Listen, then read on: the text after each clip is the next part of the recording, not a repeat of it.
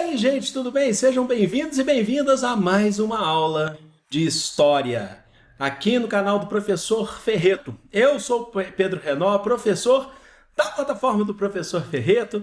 Estou aqui com vocês com todo o amor do mundo. Hoje a gente vai falar de um tema que é considerado um tema que ainda tem motivações na atualidade em alguns aspectos. A gente vai falar sobre uma guerra que aconteceu nos anos 80, que é fundamental para a gente entender, inclusive, o fim da Guerra Fria.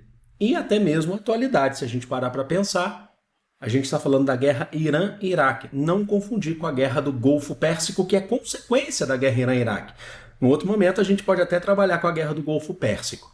Tá bom? Então, vamos fazer o seguinte, já se inscreve aqui no canal do Professor Ferreto, porque tá saindo conteúdo de todas as matérias, e também conheça a nossa plataforma, a plataforma do Professor Ferreto, com conteúdo completo para vocês aí pro Enem e demais vestibulares. Vamos lá então começar a falar desse momento. Guerra não é legal, mas vamos falar então para entender a guerra Irã-Iraque.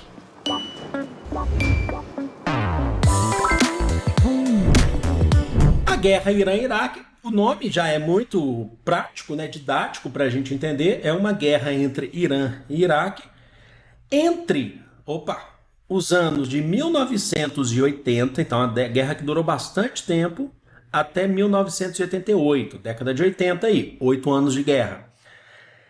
Motivações são históricas, territoriais e guardem isso, é muito importante, principalmente econômicas. Tiveram um gasto altíssimo militar. A gente está falando aqui do Irã, certo? Então, e o Iraque.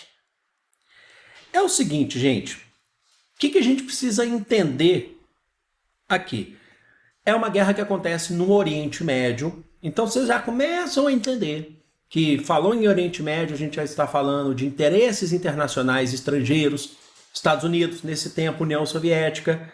A gente está falando de petróleo, região de muito petróleo, entre outras coisas, tá bom? Então, sempre tem que olhar, a dica que eu dou é quando você pensa numa guerra, procura saber os agentes que a gente chama de beligerantes e ver quem que está ganhando com isso, mais, além. Mesmo que não esteja envolvido militarmente, quem que está ganhando mais com isso? Vamos lá. Antecedentes para a gente entender o que levou essa guerra. Iraque e Irã já tinham uma rivalidade histórica. Ambos os países têm maioria muçulmana. Isso é inegável. O islamismo é forte em ambos os países. Porém, o que a gente precisa entender? Iranianos, eles não são povos árabes, eles são de origem persa. O antigo Império Persa, vocês lembram disso? Lá que invadiu a Grécia no mundo antigo, então eles são de origem persa, enquanto os iraquianos, eles têm uma grande parcela de povos árabes. A gente está falando de etnia.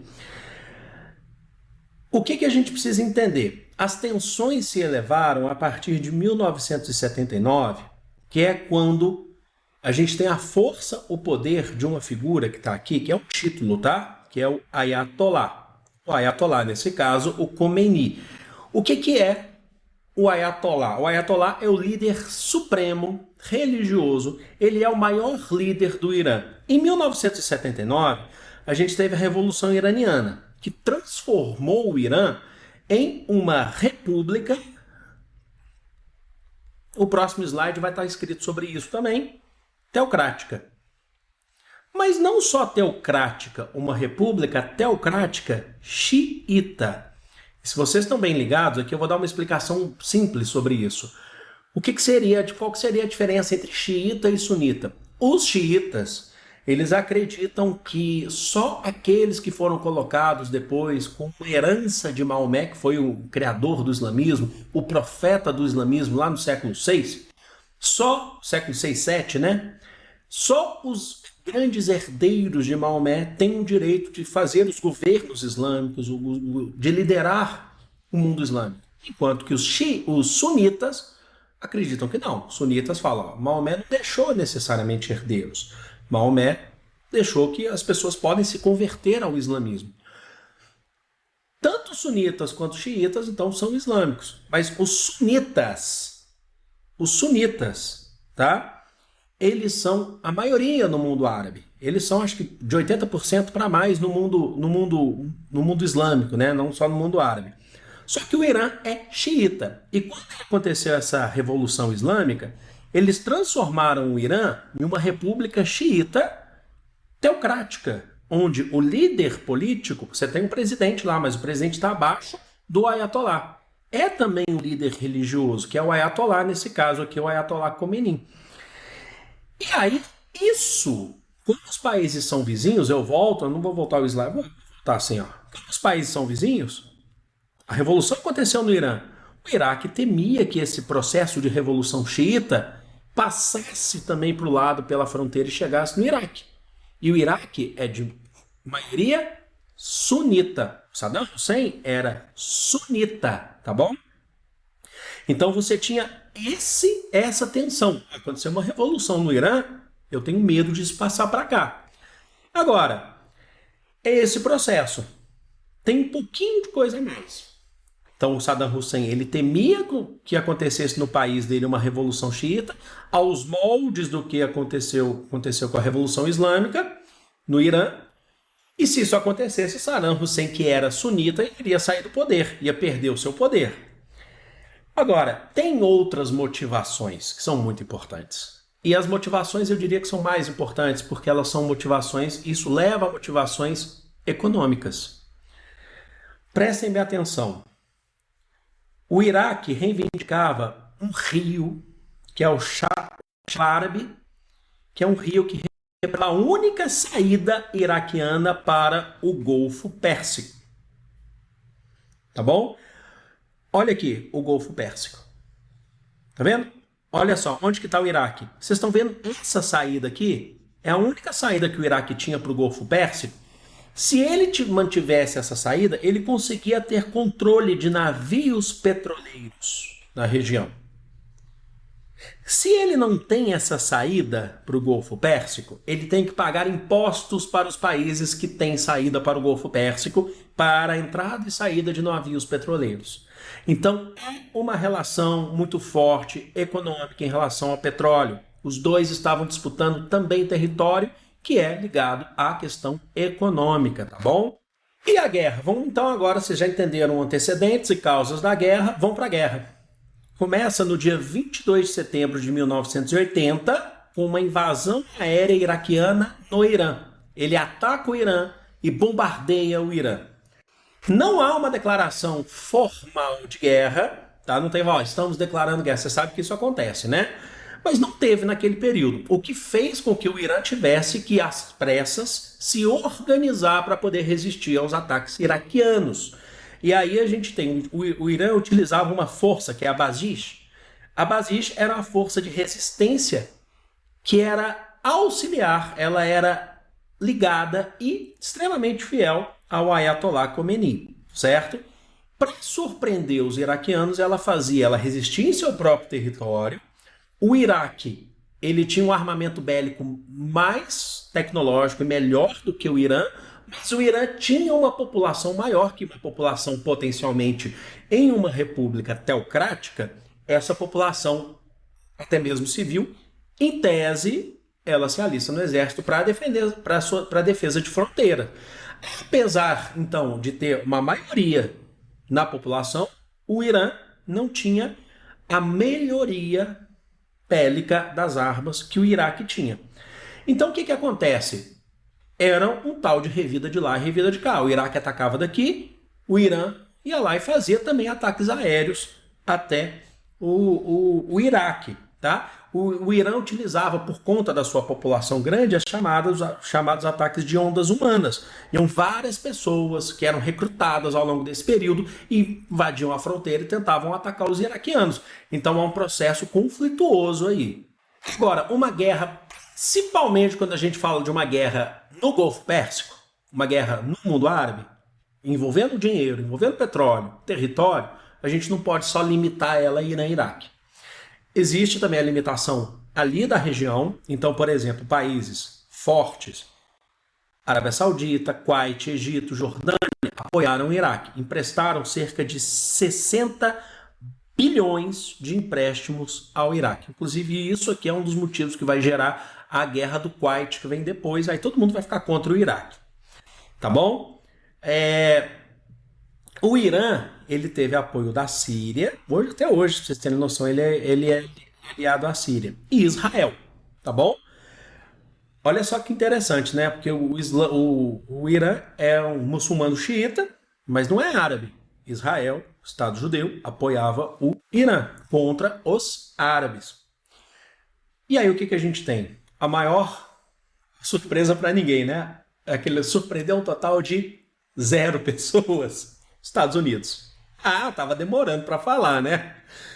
Através do presidente da época, que é o Ronald Reagan, né? O Ronald Reagan, como vocês quiserem chamar, ele tinha medo também dessa influência da Revolução Islâmica xiita no Irã. Que essa revolução atingisse outros países, começando pelo Iraque, que era uma república, mas atingisse outros países que tivessem monarquias, que a gente chama de monarquias absolutistas da atualidade, como, por exemplo, a Arábia Saudita. Os Estados Unidos tinha proximidade com esses países, comprava petróleo desses países, tinha relações com esses países. Os Estados Unidos tinha medo que o Irã, derrubasse essas monarquias. Aí acabava essa relação dos Estados Unidos e Oriente Médio. Então, ele apoiou o Iraque financeiramente também com, adivinha, armas, entre outras coisas.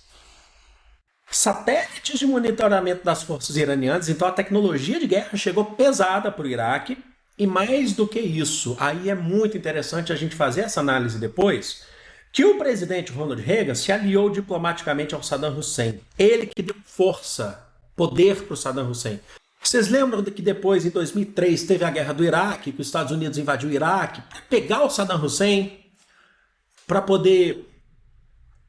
e matou o Saddam Hussein, condenou ele à morte, ele morreu em 2006? Pois é, mas foi o próprio Estados Unidos que aumentou o poder do Saddam Hussein no Iraque. Assim como o Bin Laden, que é uma outra história, mas muito parecida, o grupo do Bin Laden, a Al-Qaeda, foi formada, treinada pelos Estados Unidos lá nos anos 80, e eles depois foram lá caçar o Bin Laden.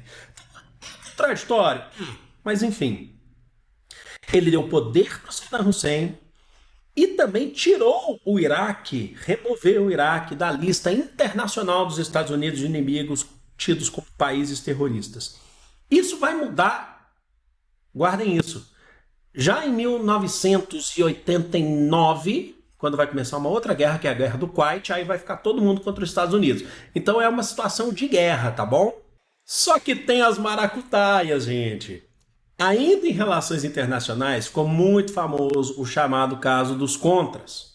No meio dessa guerra, descobriram, o Senado dos Estados Unidos, em investigação, descobriu que a CIA, que é a companhia de inteligência, certo? O Serviço de Inteligência dos Estados Unidos, também vendia armas para o Irã. Lembra que eu falei no comecinho dessa aula que a gente precisa pensar assim, ver quem está saindo ganhando com a guerra. Às vezes é um país que nem está com militares envolvidos, mas vende armas, financia. O Irã, desculpem, os Estados Unidos vendia armas para o Iraque, dava poder ao Saddam Hussein, mas também vendia, nesse caso clandestinamente, armas para o Irã. Sabe? Então ele financiava, a guerra fazia bem, fazia com que os países comprassem seu produto. E mais do que isso, a CIA utilizava o dinheiro da venda de armas para o Irã para financiar milícias na Nicarágua. Só para vocês terem noção, a Nicarágua estava passando por um processo de revolução de cunho marxista, revolução sandinista, e os grupos que eram contrários a essa revolução, que são os chamados contras, contra-revolucionários, por isso que chama caso dos contras, eles lutavam lá contra a FSLN, que é a Frente Sandinista de Libertação Nacional. A CIA pegava o dinheiro das armas que vendia clandestinamente para o Irã e financiava, comprava armas para os contras, para acabar com a revolução que estava acontecendo na Nicarágua. Foi descoberto pelo Senado dos Estados Unidos. Então, quem que adora uma guerra, hein? Agora, isso só para trazer um pouquinho, que eu sempre que eu puder, eu vou trazer alguma coisa relacionada à cultura pop para vocês. Para quem gosta dessa série que é da Amazon Prime, que é o The Boys, na terceira temporada, que é a última até então, 2000. Essa terceira acho que saiu em 2022 ou 2021, certo? A terceira temporada de The Boys tem um flashback durante um período, falei bonito, não um flashback, mas tem um período dessa terceira temporada da série The Boys que mostra os heróis, né, os super-heróis dos Estados Unidos na década de 80, junto com os Contra na Nicarágua.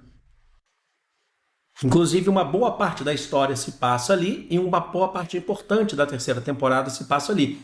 Se vocês assistiram, deixa aqui nos comentários se vocês assistiram. Ou, tô dando um spoiler, tá? Mas quem for assistir, fica a dica, Amazon Prime, The Boys, uma das melhores séries que existem, 3 temporadas até agora. Tá, mas é um conflito que marca também o final da Guerra Fria. Mas aqui é um pouco diferente. A União Soviética, ela apoia o Iraque, assim como os Estados Unidos aqui nesse processo. Porque a União Soviética entendia que o Ayatollah Khomeini, que é o líder supremo do Supremo Senhor Caiô do Irã, o Ayatollah Khomeini, desculpa, o Supremo Senhor Caiô é sacanagem de falar. O Supremo, né, o Supremo líder do Irã, ele havia perseguido o Partido Comunista no país, certo? Porque o socialismo, nesse pedaço, principalmente quando se fala em União Soviética, tem uma questão de ateísmo também. Eles foram perseguidos por uma república teocrática. Então, ela também vendia armas para o Iraque. Então, nesse caso, é um conflito na Guerra Fria, mas que está... As duas grandes potências estão, teoricamente, do mesmo lado. Agora, em 1987, o Conselho de Segurança da ONU aprovou a Resolução 598, que exigia das duas forças o cessar-fogo. Parem, acabou essa guerra porque ela já está durando muito tempo, está muito desgastada. O Irã não aceitou o cessar-fogo e só foi aceitar essa condição em 1988, em 20 de julho. Porque, como eu falei para vocês, apesar de uma população maior, eles não tinham melhor armamento e as grandes potências estavam do lado do Iraque. Então, eles desgastados tiveram que aceitar o cessar-fogo para o fim do conflito. E as consequências disso, gente? É considerado que não houveram vencedores. Quando a gente fala em vencedores, não houve uma rendição. Vocês entenderam? Não houve uma rendição. Só que ela deixou consequências profundas. 1 milhão de mortos entre civis e militares. Perdas econômicas, porque o gasto foi muito alto. O Iraque pegou 60 milhões de dólares emprestado. A divisão do domínio do Chatalarabi, que é o rio. Então o Iraque manteve sim a sua saída para o mar. Então nesse sentido ele conseguiu manter, estreito, mas manteve. Em 89, essa talvez seja a maior consequência. O Iraque acusou o Kuwait, que era aliado na guerra. A gente falou lá, Egito, Arábia Saudita, Kuwait. Ele acusou o Kuwait de roubar o seu petróleo durante o conflito. O Iraque falou assim, vocês apoiaram a gente, vocês deram dinheiro emprestado, mas vocês roubaram o nosso petróleo, vocês enviavam forças para cá. Isso vai gerar a Guerra do Golfo de 89 a 91, e eu lembro muito bem dessa guerra. Então, nessa Guerra do Golfo, as grandes potências vão ficar contra o Iraque. É aqui que o Iraque volta para aquela lista dos Estados Unidos de país terrorista. É aqui que começa toda a trama que vai resultar em 2003, na Guerra do Iraque, quando os Estados Unidos invade o Iraque, persegue, prende o Saddam Hussein e ele é condenado à morte em 2006. Mas veja você, foi o próprio Estados Unidos que deu o poder e colocou esse Saddam Hussein com esse poder todo a partir da guerra Irã-Iraque. Então tá aí para vocês, espero que vocês tenham curtido, espero que vocês tenham entendido. Relações internacionais, eu acho que é muito interessante pensar em guerras internacionais, apesar de muito triste, porque ninguém aqui gosta de guerra, não é mesmo? Vou ficando por aqui. Amo vocês, gente. Beijo.